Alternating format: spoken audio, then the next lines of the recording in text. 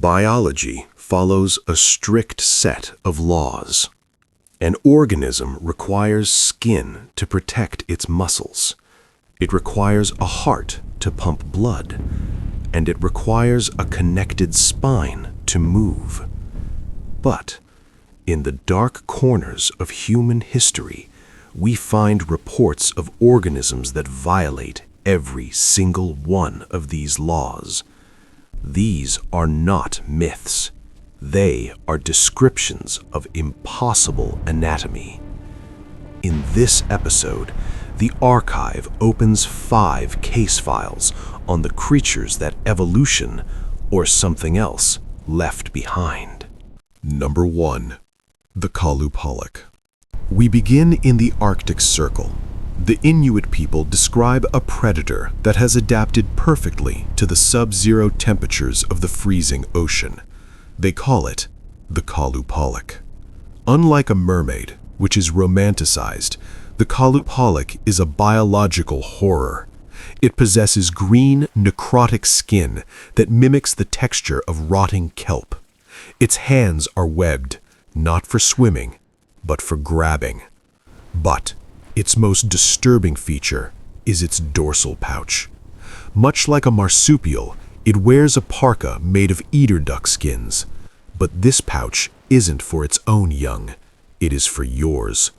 Hunters claim it emits a specific hum, a frequency that mimics a human mother comforting a child. It lures prey to the edge of the ice and drags them into the abyss to be preserved in the cold. It is the ocean's ultimate kidnapper. Number 2.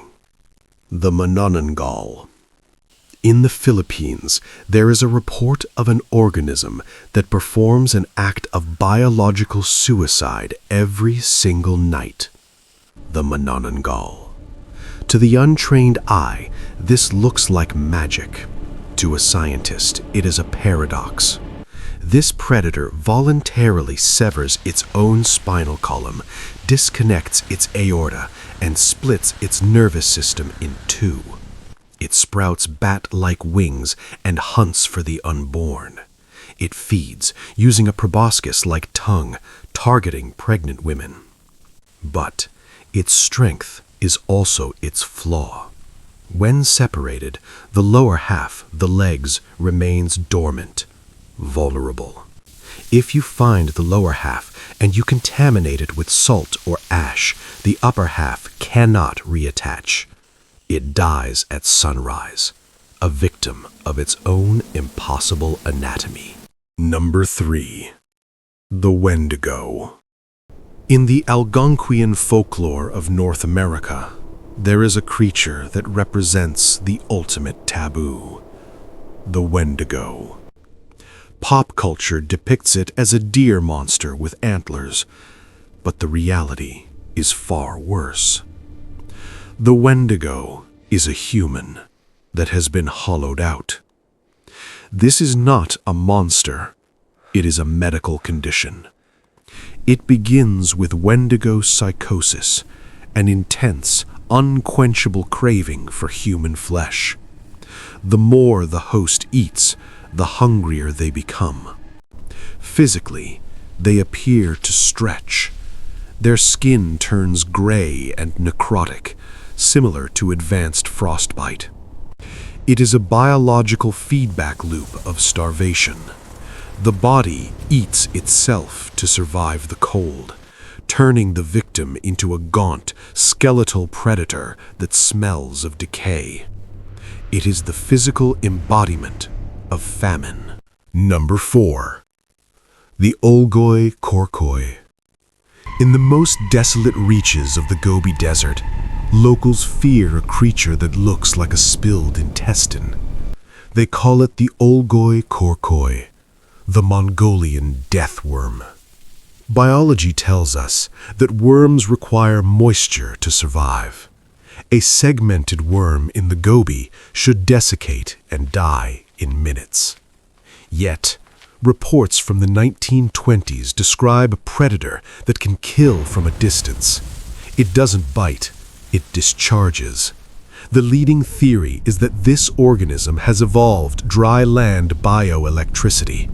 Much like an electric eel, it lines its body with electrocytes, cells that act as biological batteries.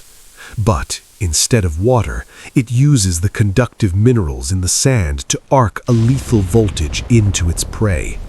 It is a living railgun, hiding in the dirt. Number 5. The Kelpie.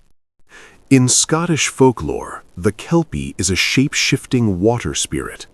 But if we analyze the reports forensically, we find the description of a highly specialized ambush predator. The legend says, if you touch the horse's skin, you stick to it.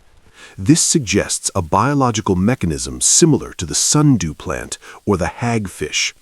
The Kelpie likely secretes a high-tensile biopolymer through its pores, a super-adhesive mucus.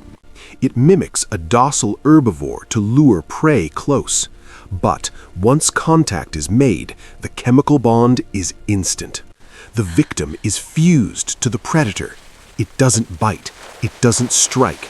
Slowly, it simply dives down, dragging the attached victim down into the crushing pressure of the deep to drown. Are these creatures just stories we tell to explain the dark?